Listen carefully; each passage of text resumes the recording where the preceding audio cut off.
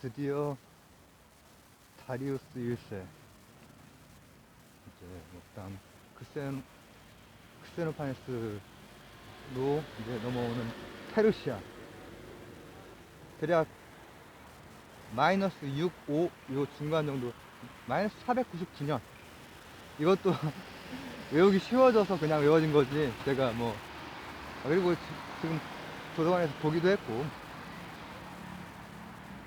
자 그 시기에 드디어 이제 붙는 얘기로 오는 거예요. 오는 길에 막 스파르타 얘기하다가 이제 바로 왔으면 좋겠는데 갑자기 그 그리스 식민지라고 보통 얘기하는 곳들이 철학을 좀 보고 왔죠. 밀레투스하고 엘레아, 즉 지금으로 치면 터키하고 이탈리아 거기까지 이제 힘겹게 보고 왔으니까 자연철학자들을 보고 왔으니까 진짜로 붙는 거야. 자, 페르시아는 동쪽으로는 인도, 남쪽으로는 이집트, 그리고 북쪽으로는 지들이 이제 북쪽 끝인 셈이고 그때 당시로서는 그 다음 이제 서쪽으로는 터키 쪽까지 영향권인데 이제 그리스 세계가 확대되면서 터키 쪽에 있는 도시들이 점차로 그리스의 영향권으로 가고 있는 상황인 거예요. 그런 상황에서 제가 그 삼국지2 코에이사 삼국지2를 하다 보면은 하여튼 삼국 시리즈 여러 개 많이 해봤습니다. 2를 처음 접했기 때문에 그걸 이제 가장 또 뭐 좋아하긴 하지만은 왜 중국은 우리나라를 역사책 보면은 늘 치려고 하다가 뭐 왕조가 무너지고 그러잖아요. 수나라 막 당나라도 막 하려고 하고 이게 고구려 같은 데를 부여 고구려 이런 데를 중국에서 하기가 어려워요. 왜냐하면 그쪽은 우리가 사실 북방민족 피가 많이 섞여 있잖아요. 이제 우리 남방계 북방계 다 뭐 있겠지만은 이제 키 크고 뭐 힘 세고 막 이런 그쪽이 이제 북방계 그쪽이 예전 기록부터 다 그렇게 나오죠. 그래서 이제 남쪽으로 내려와도 부역에는 굉장히 키가 크고 덩치 크고 뭐 이렇게 얘기가 나오잖아. 근데 그 피지컬 차이가 문제가 아니라 무기가 말 타고 활 쏘고 활을 엄청 잘 쏘잖아. 오죽하면 동이족이야. 그러니까 잽이 안 되는 거야. 그런데도 불구하고 삼국지를 하다 보면은 전체 쓸모 있는 땅 다 하고 보면은 이쪽 조선 쪽을 한번 꼭 걔들이 그래서 조선 쪽을 자꾸 이렇게 했구나 그런 생각이 드는 거예요. 여기만 하면은 세계를 다 통일하는 것 같은데 그러니까 무리하게 예전부터 늘 거기를 이제 치려고 했죠. 뭐 지금의 중국의 여러 가지 뭐 1대1로가 됐건 예전 동북공정이 됐건 이런 것들도 늘 거기에 대한 진짜 수천 년 된 뭐라고 하면 좋을까 야욕이야. 근데 제국들은 말이죠, 제국이 아닌 도시국가에서는 참 이해가 안 가. 우리가 상식적으로 생각해도 이해가 안 가. 굳이 그리스를 칠 필요 없잖아. 그 당시로서 먹을 수 있는 땅을 다 먹었지만은 그리스는 다 도시국가고 도시국가 뭐 연맹 그리고 지들끼리도 막 싸우고 그랬단 말이야. 경제적인 다툼 정치적으로 통일을 하기 위한 다툼은 아니고 그런 건 없어 거기는. 근데 그런 건 적어. 거기도 왜 제가 적다고 얘기를 하냐면은 그리스 일부 지역에 평민이 성장하고 했지만은 전체 그리스 지역 식민지를 포함한 전체 그리스 지역은 너무나 당연한 것이지만은 전체 지역은 왕정도 있고 귀족정도 있고 다 다양해요. 이를테면은 터키 이오니아 지역 그런 데는 다 다양해. 지들끼리 다 그냥 도시들마다 다 각각인 거예요. 그래서 그리스 하면은 우리가 배웠던 왕정에서 귀족정으로 그 다음 귀족정에서 평민으로 그러니까 민주정으로 이런 도식화로 그리스 세계를 묶을 수는 없어요. 왜냐면 그리스는 그때 이제 제가 얘기하는 그 그리스는 그리고 일반적으로 역사상 그리스라고 하면은 아테네 한 도시가 아니라 여러 폴리스들을 말하는 것이고 심지어는 지중해 주변에 있는 전체를 말하는 거야. 근데 걔네들이라고 해봤자 뭐 제대로 통합도 안 되고 막 오합지졸들이고 땅덩어리도 그냥 지중해 둘레만 좀 이렇게 있는 거지. 위쪽으로 아직 위쪽은 사람 사는 곳이 아니었어 그때는. 나중에 게르만들이 이제 와서 산 거지. 지금 선진국들 있잖아요. 유럽에 선진국이라고 하는 거긴 사람도 아니었어 그때는. 미개한 그런 지방이란 말이야. 미안하다. 프랑스, 독일, 영국, 기타 등등. 아직까지 이탈리아는 그래도 식민, 거기에 그리스 문화권으로 묶을 수 있죠. 일부는. 근데 그 상황에서 중국이 됐건 페르시아가 됐건 제국의 특징은 너무나 잘 되어 있어. 이건 어떻게 보면은 자본주의라고 하는 게 자본주의 자체로 계속해서 막 굴러가려고 하는 욕망이 있잖아. 우리가 살고 있는 곳이 자본주의 에로스 그리스와 연결해서 한번 또 제가 본 적이 있는데 제국도 제국이라고 하는 것 자체의 그 욕망 제국주의 욕망이 바로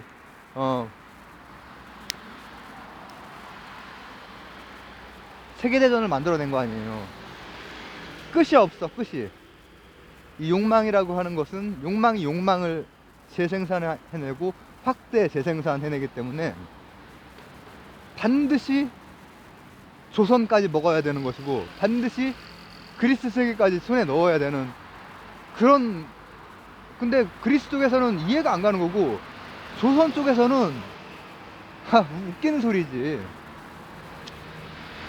근데 페르시아가 그런 제국들이 제국의 통치술이나 실용적인 문명은 굉장히 높았다고 그랬잖아요. 그러나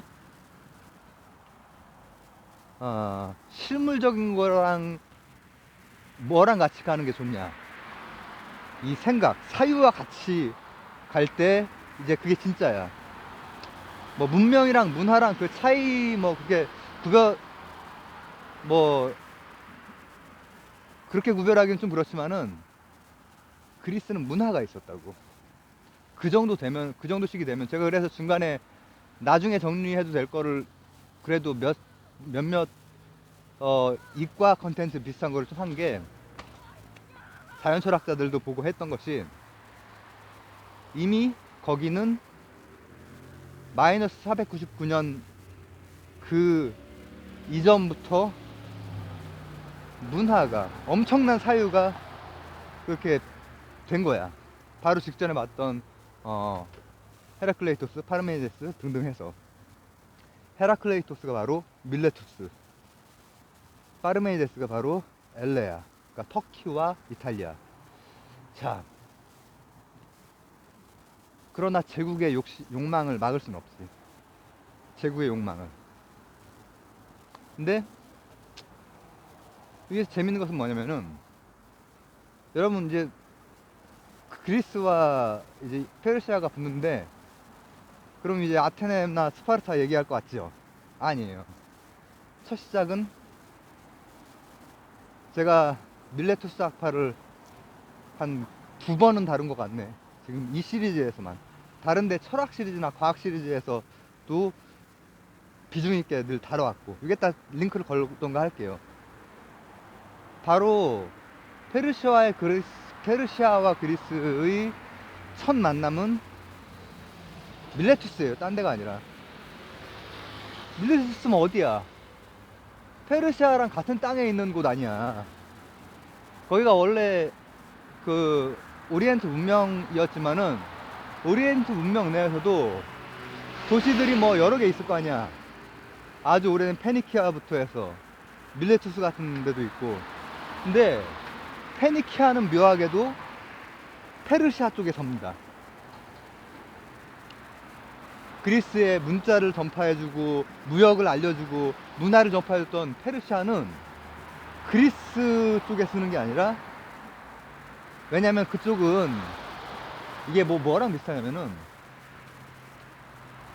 예를 들어서 지금 제가 막 이런 얘기를 하는 거를 한 제 어렸을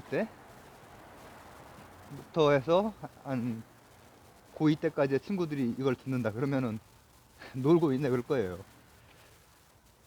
내가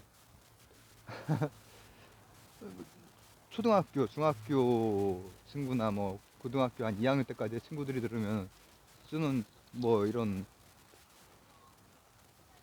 성적이 굉장히 낮았기 때문에 이런 얘기를 하면은 놀고 있네 그럴 거야. 키는 원래 컸다 아이가. 근데 그걸 놀고 있네 그럴 거라고. 페니키아 입장에서 그리스 세계가 크는 거는,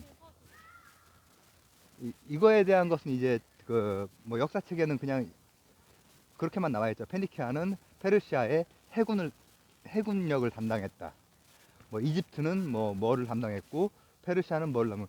그때까지 갈 수 있는 아래로 옆으로 인도도 파미르구원 거기는 못 넘어가니까 인도도 갔던 것이고, 밑으로도 뭐 이집트나 뭐 이 그 리비아나 이런 데 빼놓고는 사실 별게 없기 때문에 갈 수 있는 데까지 다 간 거야.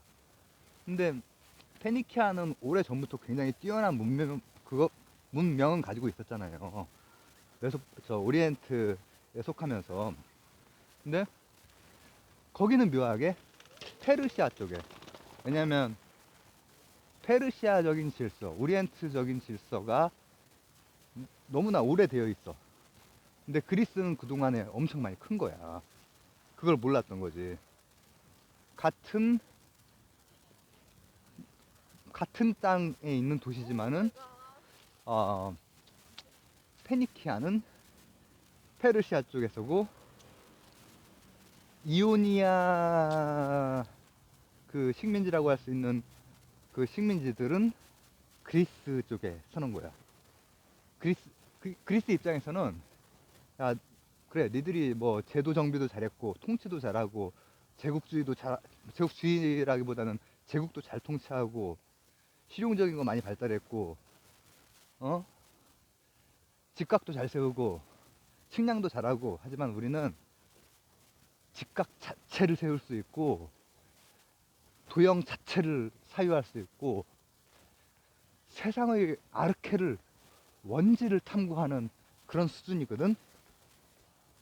그러니까는 그리스 식민지였던 곳은 이미 문화적으로 뭐라고 하면 좋을까, 거기랑 갭을 느끼고 있는 거지. 근데 문제는 현실적으로 힘이 안 돼.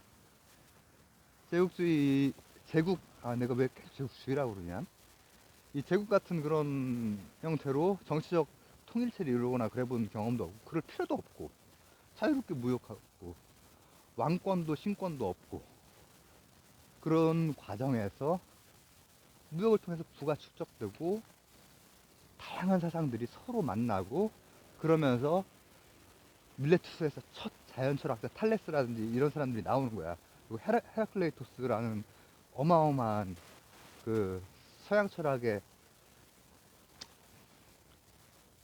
또 다른 한 줄기를 이루는 사람도 나오고, 헤라클레이토스. 그게 다 밀레투스에서 나온 거야. 그러니까는 밀레투스는 자존감이 높지. 페르시아 입장에서는 눈에 까시고. 그리스로 가기 전에 일단 그리스 앞쪽에 붙은 곳을 쳐야겠다. 그 지중해 연안 도시들 중에서는 페르시아 편도 있지만 페니키아를 제가 대표로 들었고 도시들은 많이 있습니다. 그리고 밀레투스도 있는데 밀레투스 먼저 치자. 이게 이 역사상 이제는 뭐 다른 데도 이제 많이 발달을 해가지고 아주 큰 전쟁 중에 하나였던, 거기 나와 있는 뭐 기록, 뭐 여기저기 나와 있는 기록들 어느 게 뭐 진짜인지 아닌지는 우리가 잘 알 수는 없지. 어느 정도 대규모였는지, 뭐 화살이 뭐 하늘을 전체를 다 가렸다는 등 뭐 수백만이 뭐 이렇게 뭐 동서고금 동서고에 나와 있는, 금에 나와 있는 것도 뭐 다 나라마다 자료가 데이터가 다르고 한데, 그러나 확실한 것은 전체적으로 그 기록들의 정확성을 보면은 완전 연합군인 거야. 제국의 연합군이 어디를 먼저 가느냐, 바로 그 땅에 있는 밀레투스를 먼저 가는 거야. 그 조그만 도시를. 근데 스파르타도 나오고 아테네 나오고 뭐 마라톤 나오고 뭐 살라미스 나오고 산맥 나오고 이럴 줄 알았는데, 처음에 밀레투스를 봐야 되는데 밀레투스가 이렇게 바로 얘기하면 이해가 안 가잖아. 사실 솔직히 말하면 내가 앞쪽 걸 얘기를 안 하고 처음에 페르시아는 밀레투스를 쳤습니다. 막 600척 함대를 가지고 가는데, 그리스 연합군은 오다가 마치 명량에서 사실은 이순신은 혼자 싸웠던 것처럼 다 도망가. 애들은 뭐 무역하고 해적질하고 그 다음에 이제 사상꽃 피우고 이랬던 애들이라, 같은 그리스인이라고 하는 동질성이 있긴 해도 내가 굳이? 이런 생각이 처음엔 있었던 거야. 그게 이제 전쟁의 끝을 가면서 이제 조금 바뀌긴 하지만. 그리고 그때 당시에 그리스 세계에서 우리가 그리스 세계로 묶을 수 있는 지중해 둘레에 있는 곳 중에서 가장 빨랐던 곳이 밀레투스라고 했잖아요. 그렇기 때문에 제가 밀레투스 학파를 본 거야. 밀레투스는 나라도 아주 부강하고 무역도 잘 되고, 또 거기에서는 자연 철학이라고 하는 엄청난 사유체계, 문화, 탈레스, 아낙시만드로스, 아낙시메네스, 그리고 헤라클레이토스, 이런 사람들이 막 나오고 있을 때야. 그러니까 페르시아의 그냥 무력센, 실물적인 것이 강한, 그거에 뭐라고 합니까? 그거보다 우세하다라고 하는 생각이 들지. 그리고 그리스의 어떻게 보면은 첫 시작이 거기에서, 그리스라고 하는, 우리 그리스 하면은 바로 이렇게 떠오르는 거는 사상, 민주주의 이런 건데, 민주주의는 조금 이제 생각해 볼 여지가 많다고 했죠. 그러나 사상은 분명히 깊어져. 오리엔트의 사상, 오리엔트의 즉자적인 어떤 기술과는 다른 깊이 있는 대로 과학으로 간 건 아직 아니고, 자연 철학. 근데 거기에는 자연 철학이 나중에 자연 과학으로 분과가 되는 그런, 그러니까 뭐 낮은 수준의 고대적인 생각이 아니고 가시적인 건 너머의 것을 생각하는, 거기까지 간 거야. 그래서 이제 딱 붙습니다. 그래서 첫 싸움이 왜 밀레투스일까? 밀레투스가 엄청 뛰어났기 때문이지. 그리고 눈의 가시처럼, 웬만하면은 페르시아 편을 들었으면 좋겠는데 지리적으로 붙어 있으니까 편을 안 들어. 그리스래 지들이. 왜? 그리스의 문화를 선도하던 그런 경험을 가지고 있으니까. 그래서 딱 붙으니까는 이제 거기는 그리스 쪽은 하여튼 정치적인 그 응집성이 없지만은 이제 그렇게 되니까는 어떻게 함대 꾸려서 오고 하는데, 말씀드렸듯이 개판이야. 우리는 이순신이 있어가지고 한 척으로 사실 전체 다 이길 때쯤에 뒤에 몇 척이 붙은 거고, 12척에는 12척에 들어가 있어옵니다. 뒤에서 구경했잖아요. 명량 보면은. 실제로도 한 척이 싸운 거예요. 한 척이 이겨놓고 나서 뒤에서 이제 온 건데, 그리스는 이순신이 없었어. 밀레투스는 이순신이 그때는 없었어. 나중에 300도 나오고 하지만 어떻게 됐을까? 얄짤없지. 현실적인 그 제국과 게임도 안 되죠. 무력으로. 그러나 중요한 것은 그리스의 일부, 밀레투스는 거의 처음으로 사상이 꼽힌 곳이고 개화된 곳이지만은 그리스의 일부가 처음에 그렇게 됐다는 것이고, 그리고 그로 인해서 이제 잽도 안 될 것 같던 그 싸움의 흐름이 그 이후에 어떻게 바뀔까, 역사가 어떻게 될까는 다음 시간에 보도록 하겠습니다. 감사합니다.